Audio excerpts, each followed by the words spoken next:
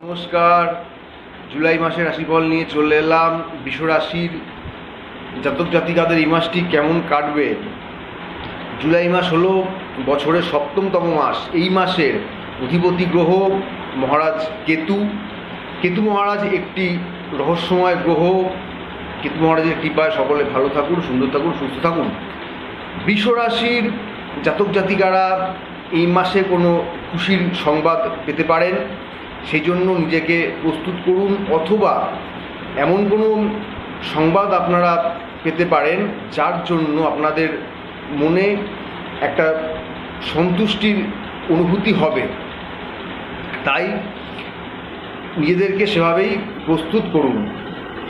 কর্মজীবনের দিক থেকে আপনাদের এই মাসে একটু আধটু কঠোর পরিশ্রম করতে হবে, তবে মনে রাখবেন যে পরিশ্রম কখনোই বৃথা যায় না। তাই এই মাসে আপনারা যতটা পরিশ্রম করবেন ঠিক ততটাই কিন্তু ফল পাবেন। উল্টো দিকে যারা ব্যবসা করছেন, ব্যবসায়ী আছেন, তাদের ব্যবসায় লাভ হবে, ব্যবসায় অগ্রগতি হবে। আর্থিক দিক থেকে বলতে গেলে বৃষরাশির জন্য জুলাই মাসের আর্থিক ক্ষেত্র খুবই ভালো।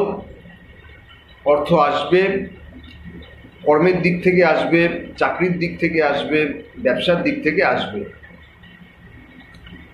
পারিবারিক জীবনে আপনাদের শান্তি থাকবে, সুখ থাকবে, পরিবারের সকলের সাথে আপনাদের সদ্ভাব বজায় থাকবে। তবে বাবার শারীরিক স্বাস্থ্যের কিছুটা সমস্যা হতে পারে, সেদিকে সতর্ক থাকুন। আপনাদের জীবনের যে একঘেয়েমি কিছুটা চলছিল সেখান থেকে বেরিয়ে আসবেন। কোথাও ঘুরতে যাওয়ার সম্ভাবনা রয়েছে এই মাসে।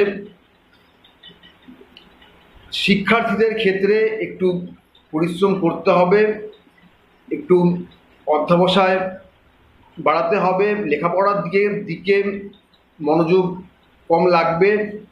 সেদিক থেকে নিজের মনকে নিয়ন্ত্রণ করুন আর লেখাপড়ার দিকে বেশি করে মনোযোগী হন, তাহলেই লেখাপড়ায় সাফল্য আসবে। প্রেম প্রীতি আর বিবাহিত জীবনের ক্ষেত্রে কিছুটা সমস্যা দেখা দিলেও সেটা দীর্ঘস্থায়ী হবে না। গুরু বৃহস্পতির কৃপায় সেটা চলে যাবে।